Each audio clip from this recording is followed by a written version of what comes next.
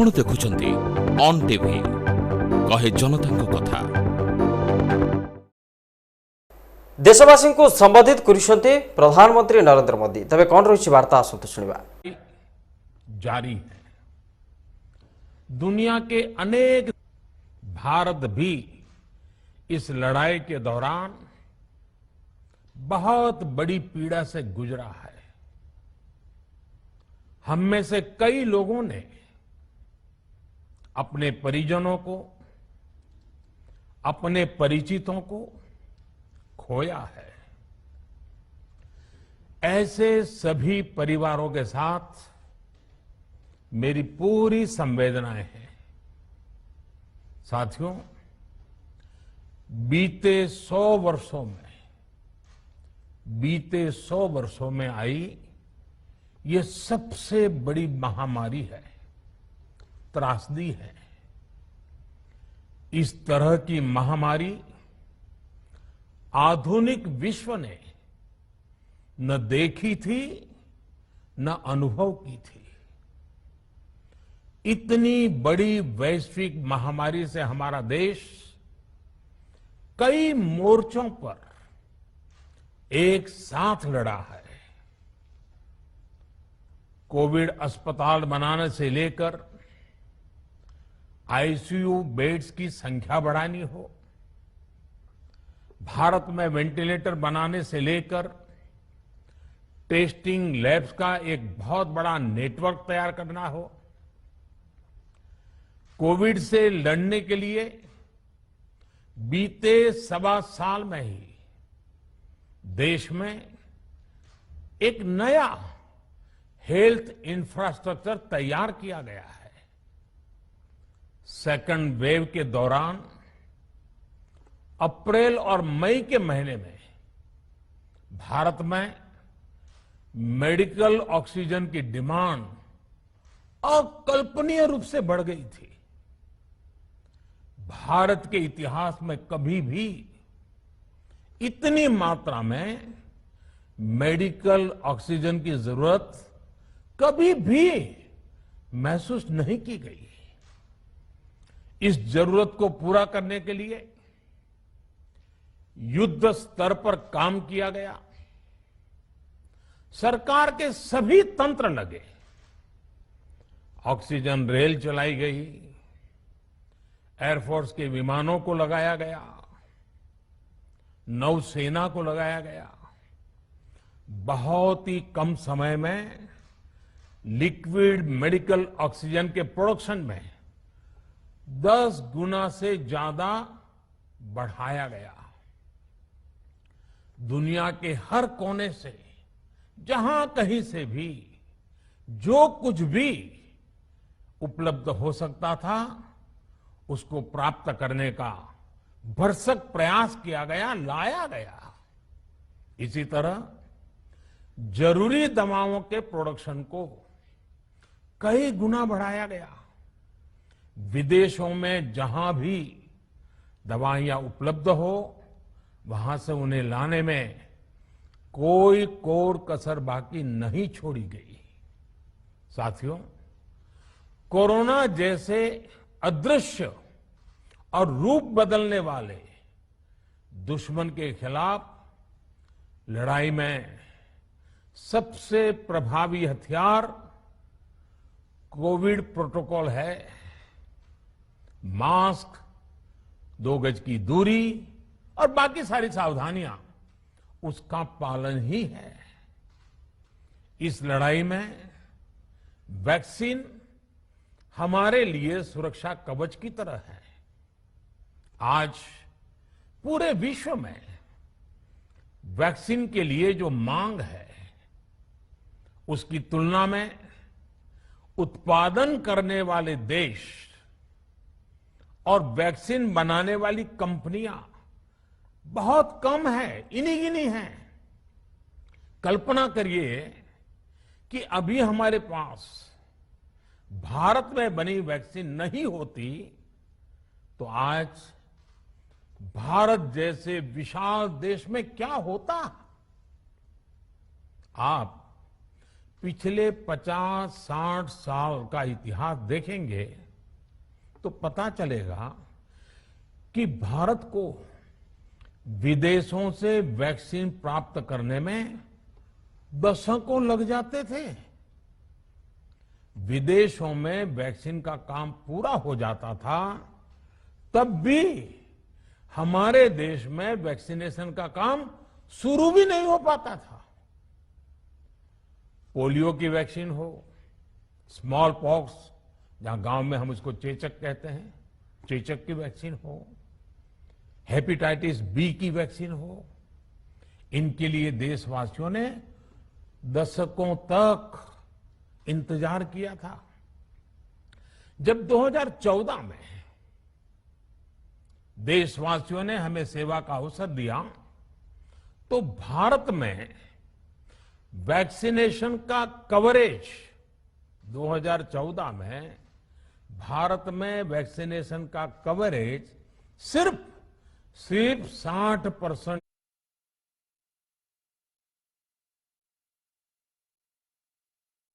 सिर्फ 5-6 साल में ही वैक्सीनेशन कवरेज 60% से बढ़कर 90% से भी ज्यादा हो गई। 60 से 90, यानी हमने वैक्सीनेशन की स्पीड भी बढ़ाई और दायरा भी बढ़ाया। हमने बच्चों को कई जानलेवा बीमारियों से बचाने के लिए कई नए टीकों का भी भारत के टीकाकरण अभियान का हिस्सा बना दिया।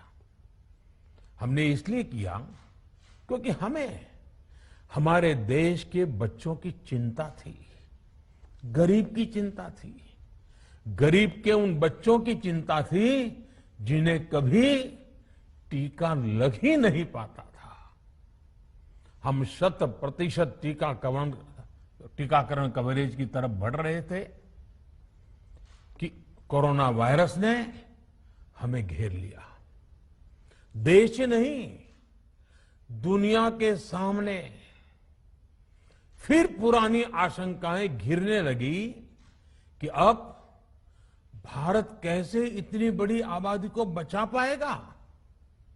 लेकिन साथियों, जब नीयत साफ होती है, नीति स्पष्ट होती है, निरंतर परिश्रम होता है, तो नतीजे भी मिलते हैं। हर आशंका को दरकिनार करके भारत ने 1 साल के भीतर ही एक नहीं बल्कि 2 made in India vaccine launch कर दी। हमारे देश ने, देश के वैज्ञानिकों ने ये दिखा दिया कि भारत बड़े बड़े देशों से पीछे नहीं है। आज जब मैं आपसे बात कर रहा हूं तो देश में 23 करोड़ से ज्यादा वैक्सीन की डोज दी जा चुकी है। 23 करोड़। साथियों, हमारे यहां कहा जाता है, विश्वासेन सिद्धिः, विश्वासेन सिद्धिः, अर्थात हमारे प्रयासों में हमें सफलता तब मिलती है जब हमें स्वयं पर विश्वास होता है।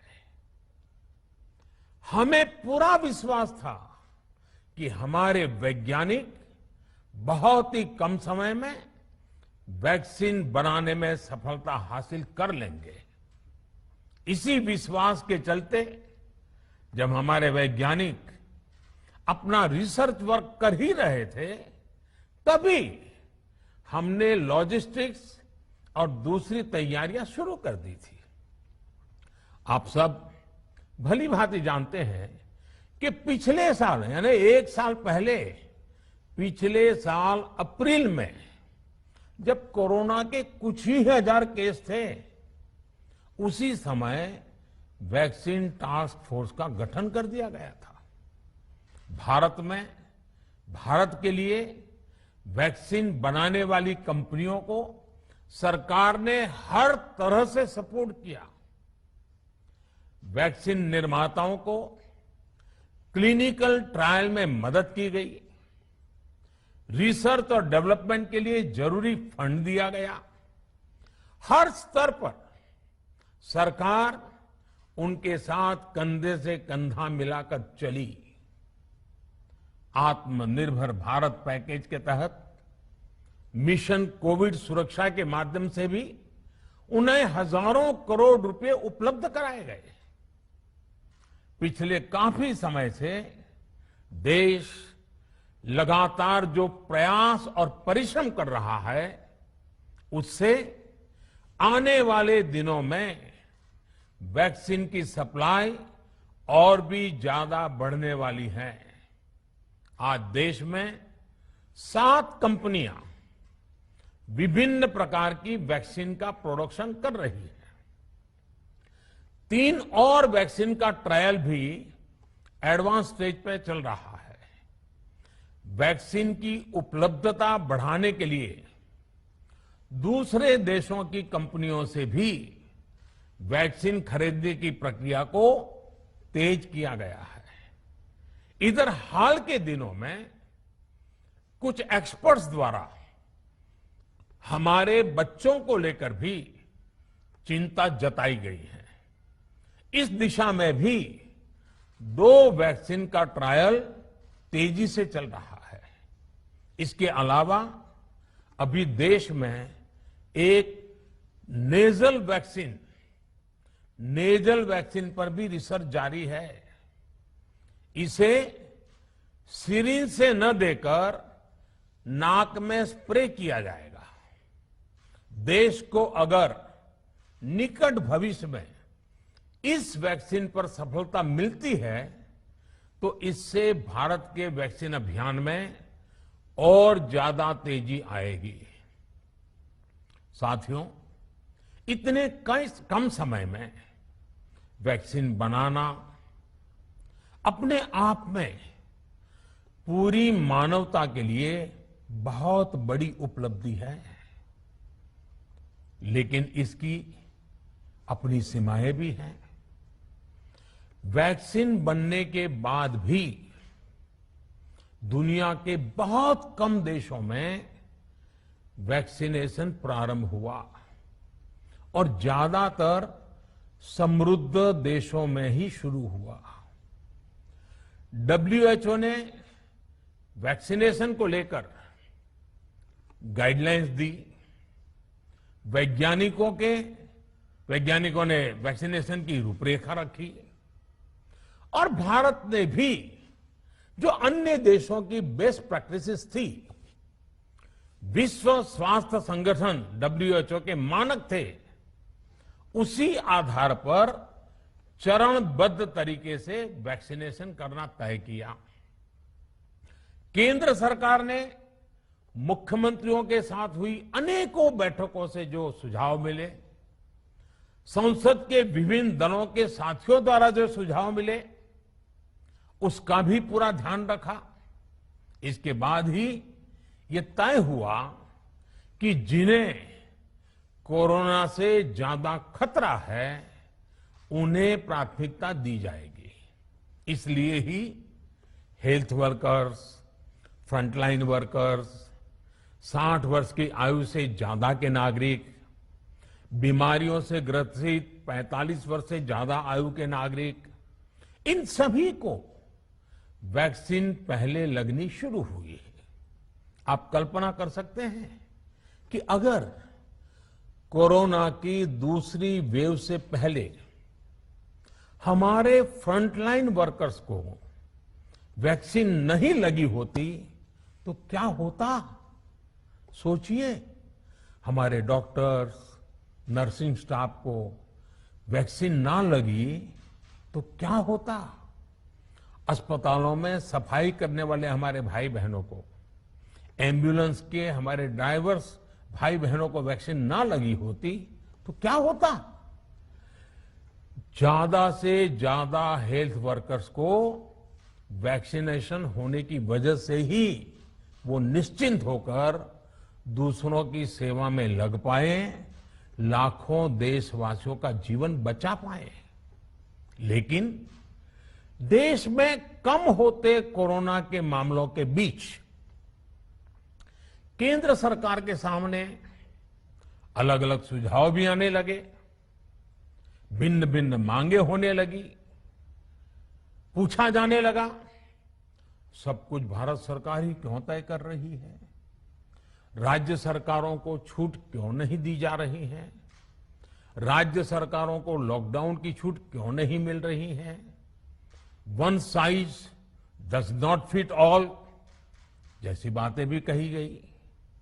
दलील ये दी गई कि संविधान में चूंकि हेल्थ, आरोग्य प्रमुख रूप से राज्य का विषय है, इसलिए अच्छा है कि सब राज्य ही करें। इसलिए इस दिशा में एक शुरुआत की गई। भारत सरकार ने एक बृहद गाइडलाइन बनाकर राज्यों को दी ताकि राज्य अपनी आवश्यकता और सुविधा के अनुसार काम कर सके। स्थानीय स्तर पर कोरोना कर्फ्यू लगाना हो, माइक्रो कंटेनमेंट जोन बनाना हो, इलाज से जुड़ी व्यवस्थाएं हो, भारत सरकार ने राज्यों की इन मांगों को स्वीकार किया। साथियों, इस साल 16 जनवरी से शुरू होकर अप्रैल महीने के अंत तक भारत का वैक्सीनेशन कार्यक्रम मुख्यतः केंद्र सरकार की देखरेख में ही चला। सभी को मुफ्त वैक्सीन लगाने के मार्ग पर देश आगे बढ़ रहा था। देश के नागरिक भी अनुशासन का पालन करते हुए अपनी बारी आने पर वैक्सीन लगवा रहे थे। इस बीच कई राज्य सरकारों ने फिर कहा कि वैक्सीन का काम डिसेंट्रलाइज किया जाए और राज्यों पर छोड़ दिया जाए। तरह तरह के स्वर उठे, जैसे कि वैक्सीनेशन के लिए एज ग्रुप क्यों बनाए गए। दूसरी तरफ किसी ने कहा कि उम्र की सीमा आखिर केंद्र सरकार ही क्यों तय करे। कुछ आवाजें तो ऐसी भी उठी कि बुजुर्गों का वैक्सीनेशन पहले क्यों हो रहा है। भांति भांति के दबाव भी बनाए गए। देश के मीडिया के एक वर्ग ने इसे कैंपेन के रूप में भी चलाया। साथियों, काफी चिंतन मनन के बाद इस बात पर सहमति बनी कि राज्य सरकारें अपनी तरफ से भी प्रयास करना चाहती हैं, तो भारत सरकार को क्यों इतराज हो और भारत सरकार इतराज क्यों करे। राज्यों की इस मांग को देखते हुए, उनके आग्रह को ध्यान में रखते हुए 16 जनवरी से जो व्यवस्था चली आ रही थी, उसमें प्रयोग के तौर पर एक बदलाव किया गया। हमने सोचा कि राज्य ये मांग कर रहे हैं, उनका उत्साह है, तो चलो भाई 25% का काम उन्हीं को सुपुर्द कर दिया जाए, उन्हीं को दे दिया जाए। स्वाभाविक है 1 मई से राज्यों को 25% काम उनके हवाले कर दिया गया। उसे पूरा करने के लिए उन्होंने अपने अपने तरीके से प्रयास भी किए। इतने बड़े काम में किस तरह की कठिनाइयां आती हैं, ये भी उनके ध्यान में आने लगा। उनको पता चला पूरी दुनिया में वैक्सीन की क्या स्थिति है, इसकी सच्चाई से भी राज्य परिचित हुए। और हमने देखा, एक तरफ मई में सेकेंड वेव, दूसरी तरफ वैक्सीन के लिए लोगों का बढ़ता रुझान, और तीसरी तरफ राज्य सरकारों की कठिनाइयां। मई में 2 सप्ताह बीतते बीतते कुछ राज्य खुले मन से ये कहने लगे कि पहले वाली व्यवस्था ही अच्छी थी। धीरे धीरे इसमें कई राज्य सरकारें जुड़ती चली गई। वैक्सीन का काम राज्यों पर छोड़ा जाए, जो इसकी वकालत कर रहे थे उनके विचार भी बदलने लगे। एक अच्छी बात रही कि समय रहते राज्य पुनर्विचार की मांग के साथ फिर आगे आए। राज्यों की इस मांग पर हमने भी सोचा कि देशवासियों को तकलीफ ना हो, सुचारू रूप से उनका वैक्सीनेशन हो।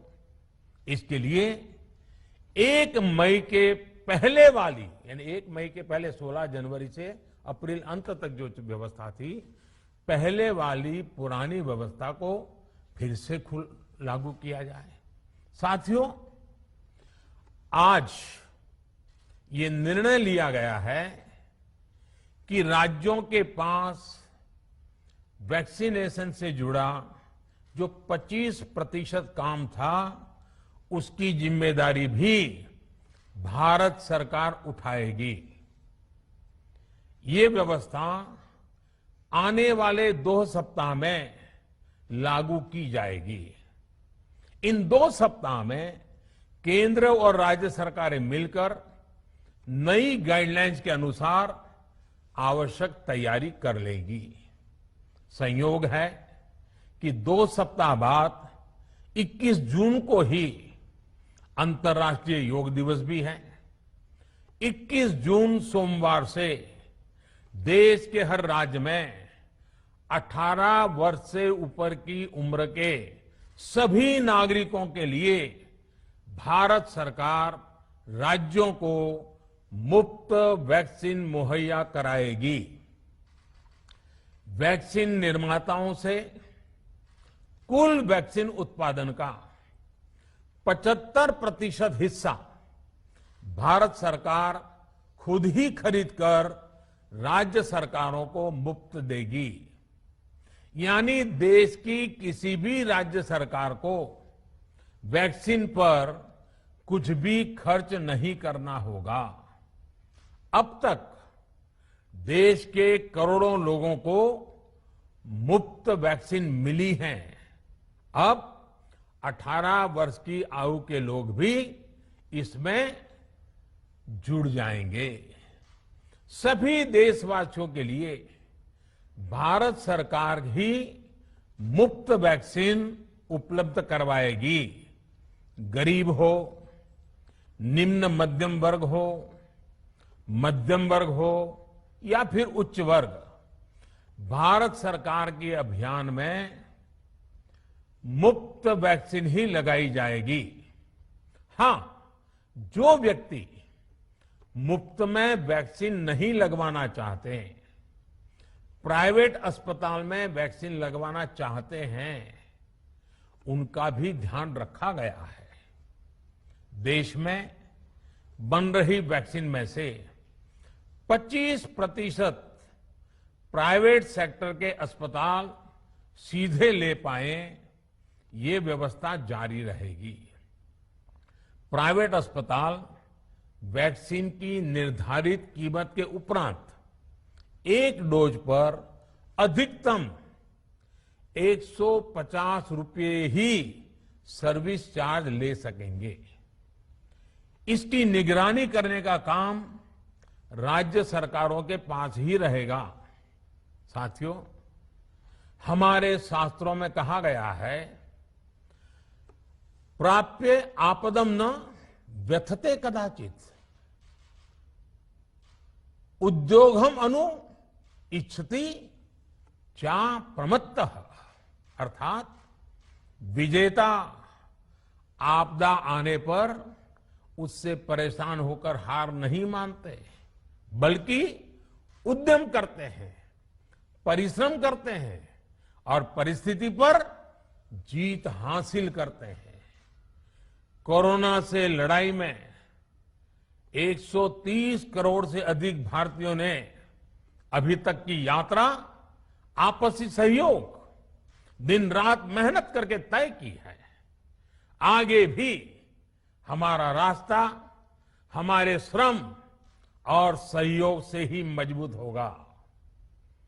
हम वैक्सीन प्राप्त करने की गति भी बढ़ाएंगे और वैक्सीनेशन अभियान को भी और गति देंगे।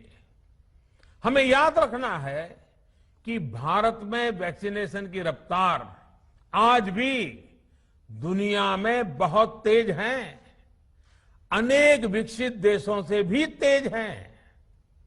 हमने जो टेक्नोलॉजी प्लेटफॉर्म बनाया है कोविन, उसकी भी पूरी दुनिया में चर्चा हो रही है। अनेक देशों ने भारत के इस प्लेटफॉर्म को इस्तेमाल करने में रुचि भी दिखाई है। हम सब देख रहे हैं कि वैक्सीन की एक एक डोज कितनी महत्वपूर्ण है। हर डोज से एक जिंदगी जुड़ी हुई है। केंद्र सरकार ने ये व्यवस्था भी बनाई है कि हर राज्य को कुछ सप्ताह पहले ही बता दिया जाएगा कि उसे कब कितनी डोज मिलने वाली है। मानवता के इस पवित्र कार्य में वाद विवाद और राजनीतिक छींटाकशी से ऐसी बातों को कोई भी अच्छा नहीं मानता है।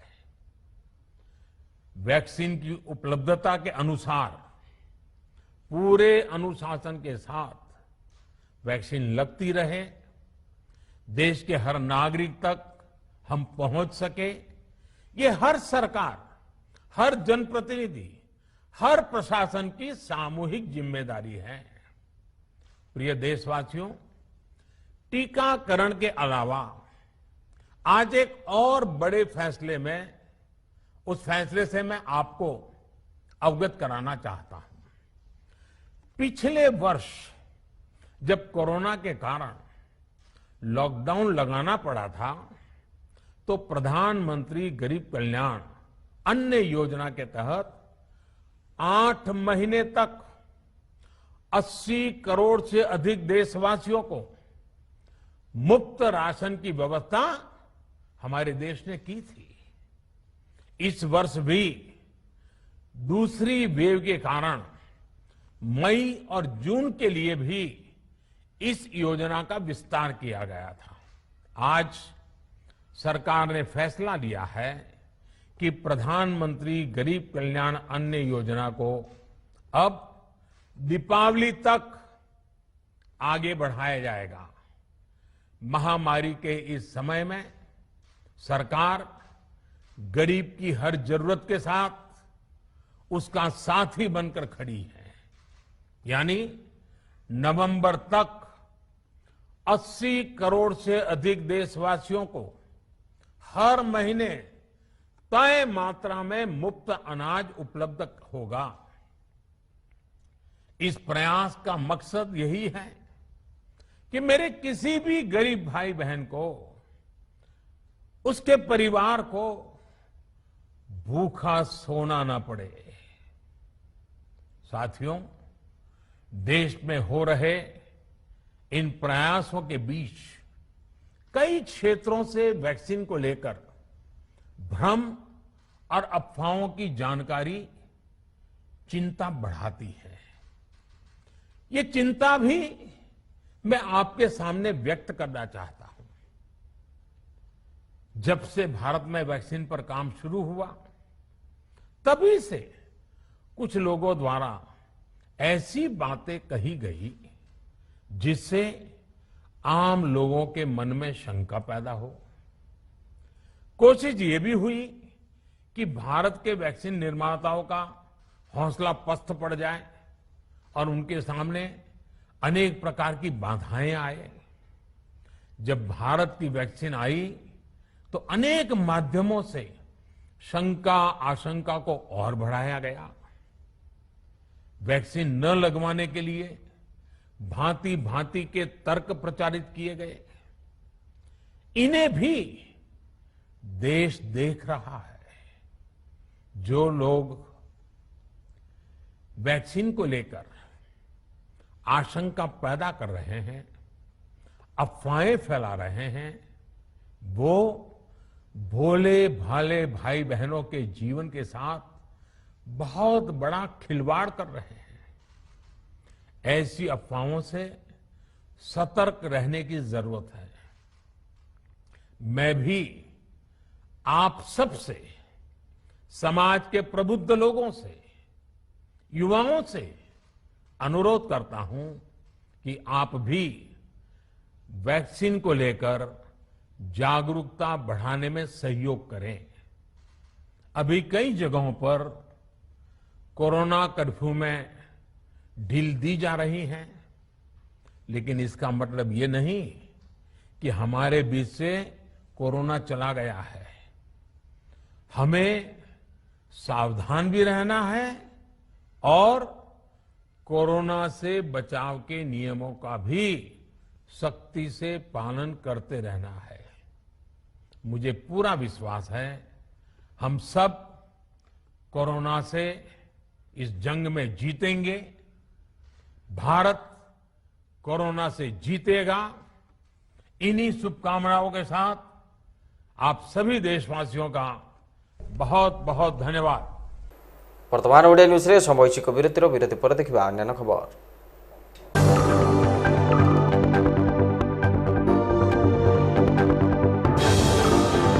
आपण देखुछंती ऑन टीवी कहे जनता कथा। दीर्घ 14 वर्ष धरी इमरजेंसी सर्विस, एम्बुलेंस सर्विस एवं होम हेल्थ सर्विस जोगाई आसुथिबा संभव कम्युनिटी हेल्थ केयर एवं रिसर्च सेंटर एबे आपण मानक पई आनी देछि एक अत्याधुनिक ओडिसार सर्वबृहत 200 शଯ୍या विशिष्ट आवासिक संभव फिजियोथेरापी हॉस्पिटल। एलोपैथिक एवं फिजियोथेरापी डॉक्टरंक मिलित उद्यम ट्रीटमेंट सह फिजियोथेरापी करा जाए। एठारे अत्याधुनिक interferential therapy, ultrasound, muscle stimulation, short wave, paralysis and post operative condition physiotherapy र सुविधा उपलब्ध। विशेष विवरणी पर जोगाजोग करंतु Sambhav physiotherapy hospital, Lanchipalli, goods shed road, near 4th number platform, in front of Gurukul International Public School, Brahmapur. Phone number 89084 555 55.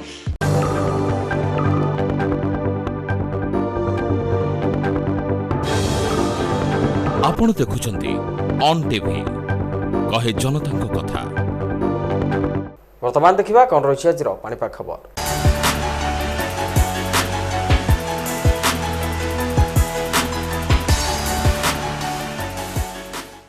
8 जून पिछले 24 घंटा में कुछ स्थानों पर उड़ीसा का डिस्ट्रिक्ट में हल्का से मध्यम बारिश, थंडरस्टॉर्म लाइटनिंग का साथ हुआ है। हाईएस्ट बारिश मिला काप्तीपारा में मयूरभंज डिस्ट्रिक्ट का 54.0 मिलीमीटर, राजघाट बालासोर डिस्ट्रिक्ट में 37.8 मिलीमीटर, छीनापल्ली नोआपारा डिस्ट्रिक्ट में 34.8 मिलीमीटर।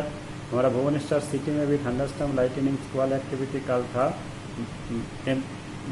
रेनफॉल हुआ था 29.6 मिलीमीटर और मैक्सिमम टेम्परेचर जो था सुंदरगढ़ में 41.5 डिग्री सेंटीग्रेड हाईएस्ट और मोस्ट ऑफ द प्लेसेस में मैक्सिमम टेम्परेचर स्वाभाविक था। भुवनेश्वर में था 38.2 डिग्री सेंटीग्रेड।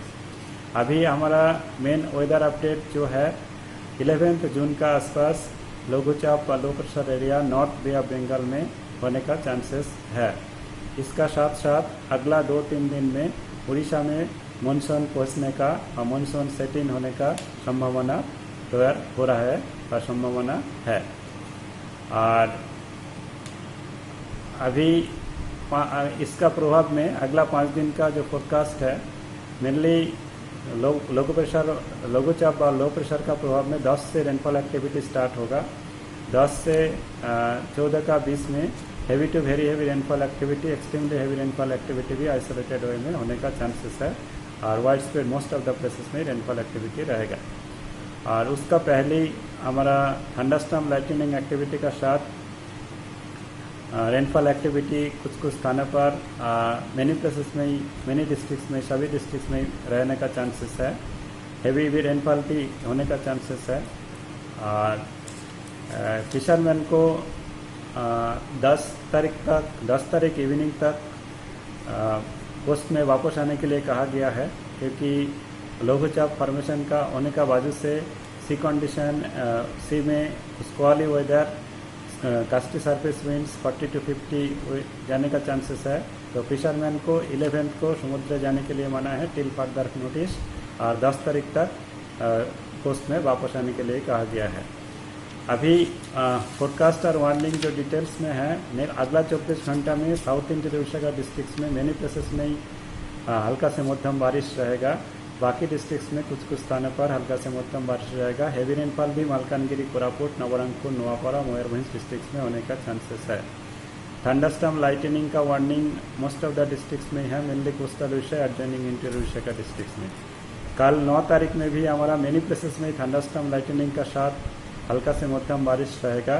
1-2 जगह में heavy rainfall Keonjhar, Mayurbhanj, Balasore, Bhadrak, Nabarangpur, Koraput districts में हो सकता है। 10 तारीख में हेवी टू मेनी प्लेसेस में थंडरस्टॉर्म लाइटनिंग का साथ हल्का से मध्यम बारिश, heavy to very heavy rainfall activity north coastal Orissa का कुछ डिस्ट्रिक्ट, एडजॉइनिंग अंगुल, ढेनकनाल, इंटीरियर का डिस्ट्रिक्ट्स में रहने का चांसेस है, और इंटीरियर का और भी डिस्ट्रिक्ट में 1-2 जगह में हेवी रेनफॉल हो सकता है। फिर 11th में रेनफॉल एक्टिविटी और भी इंक्रीज होने का चांसेस है। मोस्ट ऑफ द प्लेसेस में हल्का से मध्यम बारिश रहेगा। Heavy to very heavy rainfall activity, extremely heavy rainfall means 20 centimeter rainfall north coastal Orissa का डिस्ट्रिक्ट्स, एडजॉइनिंग इंटीरियर डिस्ट्रिक्ट्स, पूरी खुर्दा डिस्ट्रिक्ट्स के अंदर में हो सकता है। और heavy rainfall activity north Orissa का मोस्ट ऑफ द डिस्ट्रिक्ट्स में, साउथ उड़ीसा का कुछ डिस्ट्रिक्ट में भी होने का चांसेस है। 12 तारीख में मेनली इंटीरियर उड़ीसा का बलांगीर, सोनपुर, संबलपुर, बरागढ़, बौद्ध, कालाहांडी, नोआपाड़ा ये सब डिस्ट्रिक्ट्स के अंदर में हल्का से heavy to very heavy rainfall, extremely heavy rainfall कुछ जगह में हो सकता है। और heavy to very heavy rainfall बाकी मोस्ट ऑफ द डिस्ट्रिक्ट्स में ही उड़ीसा का डिस्ट्रिक्ट्स में रहेगा, और मोस्ट ऑफ द डिस्ट्रिक्ट्स में हेवी रेनफॉल 1-2 जगह करके होगा। तो कुल मिलाकर के जो है 10 से 13 व 14 तारीख तक हेवी हमारा most specialist wide spread rainfall activity और heavy to very heavy, extremely heavy rainfall 1-2 जगह में होने का चांसेस है। भुवनेश्वर सिटी में अगला 2-3 दिन में थंडरस्टॉर्म का साथ हल्का से मध्यम बारिश रहेगा। 11 तारीख में भुवनेश्वर सिटी में भी हेवी रेनफॉल का चांसेस है। 10 तारीख में भी फ्यू स्पेल्स में बारिश रहने का चांसेस है। और मैक्सिमम टेम्परेचर जो है अभी 2 दिन का बाद रेनफॉल एक्टिविटी का वजह से मैक्सिमम टेम्परेचर फॉल कर जाएगा 3 to 4 डिग्री तक।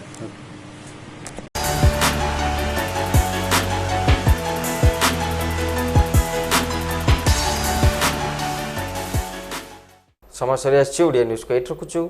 नमस्कार।